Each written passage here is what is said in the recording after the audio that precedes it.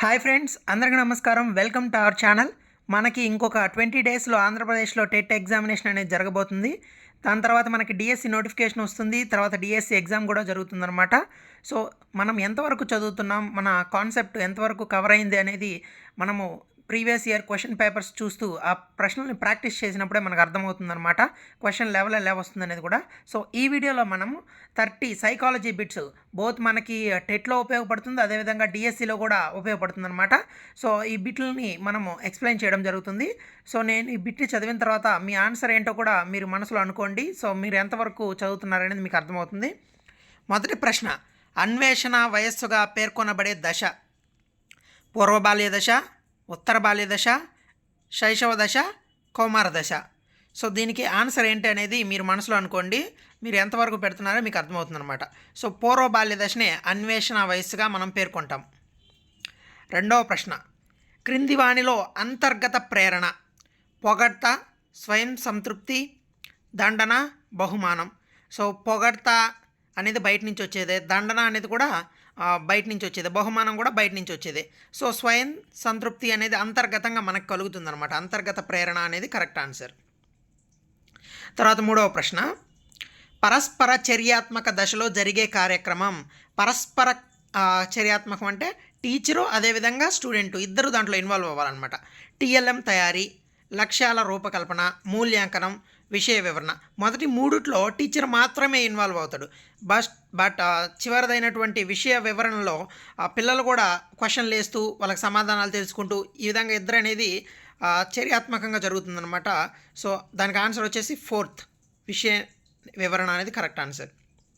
నాలుగవ ప్రశ్న, వ్యాసరూప ప్రశ్నల ద్వారా పరీక్షించే సామర్థ్యం పునరభ్యసన, పునఃస్మరణ, గుర్తింపు, పునశ్చరణ. సో మనకి వ్యాసరూప ప్రశ్నల్లో పెద్ద పెద్ద ప్రశ్నలు ఉంటాయి కదా, అంటే అక్కడ చదివిని మనం ఎంతవరకు గుర్తుంది అనేది మనం అక్కడ రాస్తాం అనమాట. సో పునఃస్మరణ రెండో ఆప్షన్, దాన్ని మనం రీకాల్ అంటాం అనమాట. అదే కరెక్ట్ ఆన్సర్ అనమాట. ఐదవ ప్రశ్న, భాషా వికాసం మొదట కేరింతలు, ముద్దు పలుకులతో ప్రారంభమై క్రమంగా భాషనకు దారితీయడాన్ని సూచించే వికాస నియమం. సో వికాసంలో వైయక్తిక భేదాలు ఉంటాయి, సో అది కాదు. వికాసం అవిచ్ఛిన్నంగా సాగుతుంది, అది కూడా కాదు. వికాసం ఒక ఖచ్చితమైన నమూనాను అనుసరిస్తుంది, వికాసం సంచితమైనది. సో దీనికి ఐదవ ప్రశ్నకి కరెక్ట్ ఆన్సర్ వచ్చేసి వికాసం అనేది ఒక ఖచ్చితమైన నమూనా అనేది అనుసరిస్తుంది అనమాట. ఫస్ట్ కేరింతలు, తర్వాత ముద్దు పలుకులు, తర్వాత మాట్లాడేది, ఇలా ఒకటి దాని తర్వాత ఒకటి సాగుతుందన్నమాట. ఆరవ ప్రశ్న, జ్ఞానాత్మక రంగంలో అత్యున్నత స్థాయి లక్ష్యం. మనందరికీ తెలుసు మూల్యాంకనం అనేది జ్ఞానాత్మక రంగంలో అత్యున్నత స్థాయి లక్ష్యం అన్నమాట. సో ఫోర్త్ అనేది కరెక్ట్ ఆన్సర్, మూల్యాంకనం. ఏడవ ప్రశ్న, ఉపాధ్యాయుడు సౌలభ్యకర్తగా ఉండేది, రిసోర్స్ పర్సన్ అంటాం కదా, అంటే ఫెసిలిటేటర్. సో ఫెసిలిటేటర్గా ఉండేది ఏంటి? అభ్యాసక కేంద్రీకృత నమూనాలోన, ఉపాధ్యాయ కేంద్రీకృత నమూనాలోన, విషయ కేంద్రీకృత నమూనా, తరగతి కేంద్రీకృత నమూనా.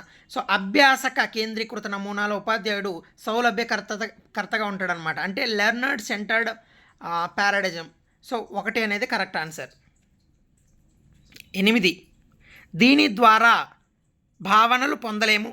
కంఠస్థీకరణ అంటే బైహార్ట్ చేస్తాం కదా, ఆవిష్కరణ, ఉదాహరణలు, పోలికలు మరియు భేదాలు. అంటే కంఠస్థీకరణ చేసినప్పుడు మనము దాని యొక్క కాన్సెప్ట్ అనేది మనం పొందలేము అనమాట. సో దీని కరెక్ట్ ఆన్సర్ 1. తర్వాత ప్రశ్న, ఉపాధ్యాయుడు కూరగాయలను చూపిస్తూ వాటి గురించి వివరిస్తున్నాడు. ఈ సందర్భంలో పిల్లల ఆలోచన అనేది, సో వాటిని చూపిస్తున్నాడు కదా. సో మనం ప్రశ్నలోనే ఆన్సర్ ఉంటుంది. కొంచెం జాగ్రత్తగా మనం చదవకపోయినప్పటికీ కొన్ని బిట్లు ఎలా పెట్టాలనేది ఇక్కడ ఆ కాన్సెప్ట్ మనం చదవకపోయినా బేసిక్ కామన్ సెన్స్తో ఆలోచించాలన్నమాట. సో ఊహాత్మక ఆలోచన, మూర్త ఆలోచన, తార్కిక ఆలోచన, అమూర్త ఆలోచన. సో మనకి వస్తువు అక్కడ కనిపిస్తుంది, మూర్త భావన అనేది కలుగుతుంది, కాబట్టి మూర్త ఆలోచన అనేది కరెక్ట్ ఆన్సర్ అనమాట. తర్వాత ప్రశ్న, ఉద్దీపనలో పునర్బలన కారకాలుగా పనిచేసే అభ్యసన సిద్ధాంతం ఏది? సో కార్యసాధక నిబంధనలో మనకి ఉద్దీపనలు అనేవి పునర్బలన కారకాలుగా పనిచేస్తాయి. సో ఆన్సర్ అనేది 3 అనమాట.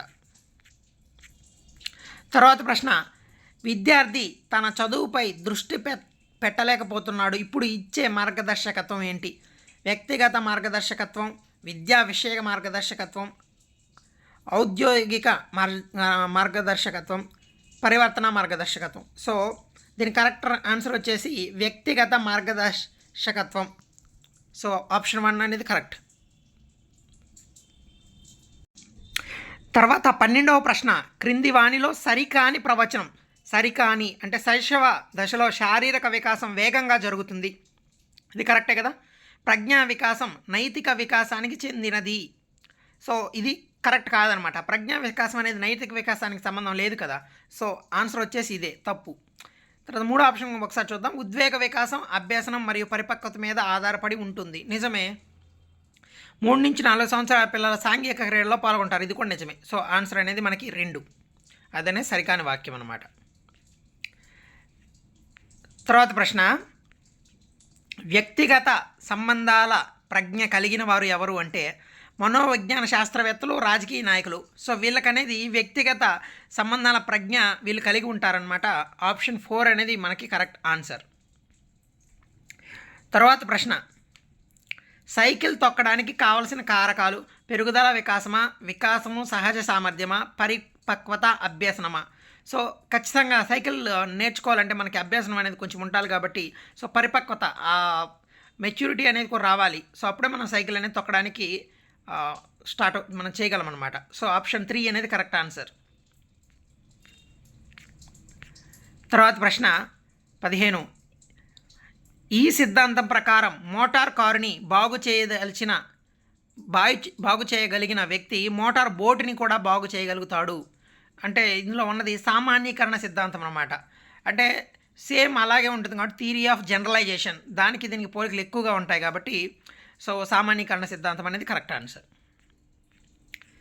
తర్వాత ప్రశ్న, వ్యక్తి యొక్క అవధానాన్ని ఎక్కువ కాలం నిలిపి ఉంచు స్థితి, వైఖరి, స్మృతి, సహసామర్థ్యం, అభిరుచి. సో మనకి ఎక్కువగా ఏదైనా గుర్తుండాలంటే ఏదైనా మనం సినిమాలు కానీ ఏదైనా ఎక్కువ గుర్తుంటాయి అంటే దాని మీద మనకి ఇష్టం బాగా ఉన్నప్పుడు ఇష్టమైన దాన్ని ఎక్కువ గుర్తుపెట్టుకుంటాం. అంటే అభిరుచి ఉన్నది మనకి ఎక్కువ కాలం గుర్తుంటుంది అనమాట. సో 4th ఆప్షన్ అనేది కరెక్ట్. మనకి స్మృతి అనేది కూడా డౌట్ వస్తుంది. బట్ స్మృతి కంటే కూడా మీకు ఏదైతే ఇంట్రెస్ట్ ఉన్నప్పుడు బాగా దాన్ని చూస్తారో దాని మీద మీరు కాన్సన్ట్రేట్ చేస్తారో అప్పుడు మీకు అది ఎక్కువ గుర్తుంటుంది అనమాట. తర్వాత ప్రశ్న, మంచి అభ్యసన వాతావరణ లక్షణము కానిది అన్నాడనమాట.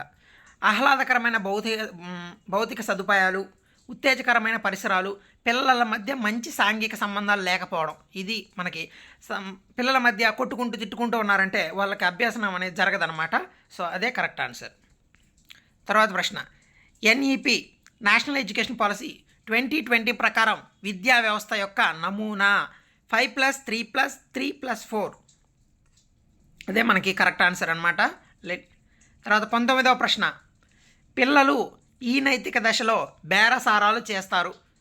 సో దీని కరెక్ట్ ఆన్సర్ వచ్చేసి సహజ సంతోష సహకార సంతోష నేపథ్య నీతిలో పిల్లలు బేరసారాలను చేస్తారనమాట. నాకు అది ఇస్తే నీకు ఇది ఇస్తా ఇలా. తర్వాత ప్రశ్న, పఠన సంబంధ వైకల్యం, డిస్లెక్సియాని మనం పఠన సంబంధ వైకల్యం అంటాం కదా. సో ఆప్షన్ 3 అనేది కరెక్ట్ ఆన్సర్. ఐసీటీ మాధ్యమంగా జరిగే బోధనాభ్యాసన దీన్ని ప్రోత్సహించదు.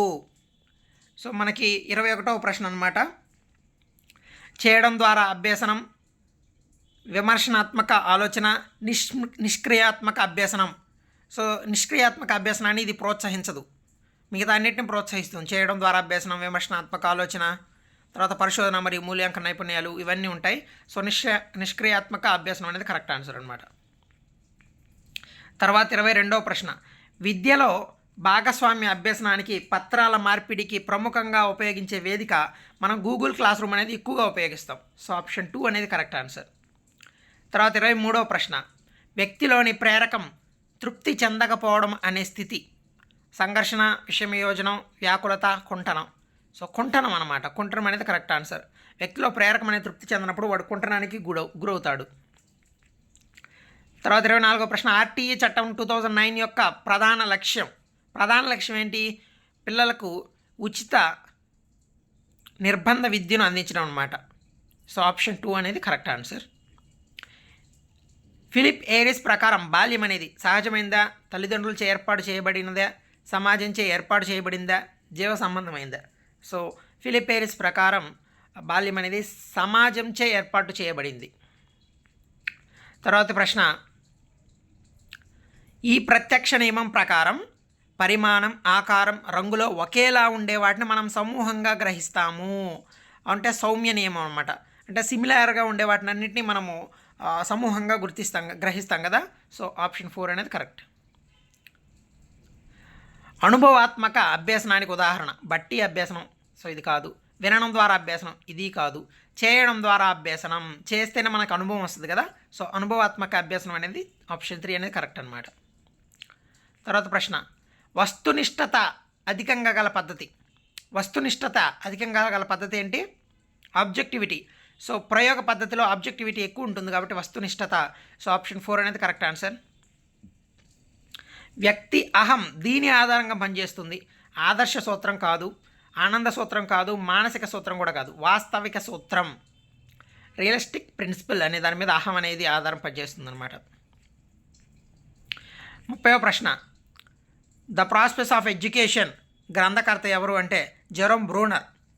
ఆప్షన్ 4 అనేది కరెక్ట్ అనమాట. సో ఈ వీడియో మీకు కొంతైనా యూస్ఫుల్ అనిపించినట్లయితే తప్పకుండా వీడియోని లైక్ చేయండి. డిఎస్సికి ప్రిపేర్ అవుతున్న మీ ఫ్రెండ్స్కి షేర్ చేయండి. ఇటువంటి మంచి మంచి వీడియోస్ కోసం మన ఛానల్ని సబ్స్క్రైబ్ చేసుకోండి. Thank you so much.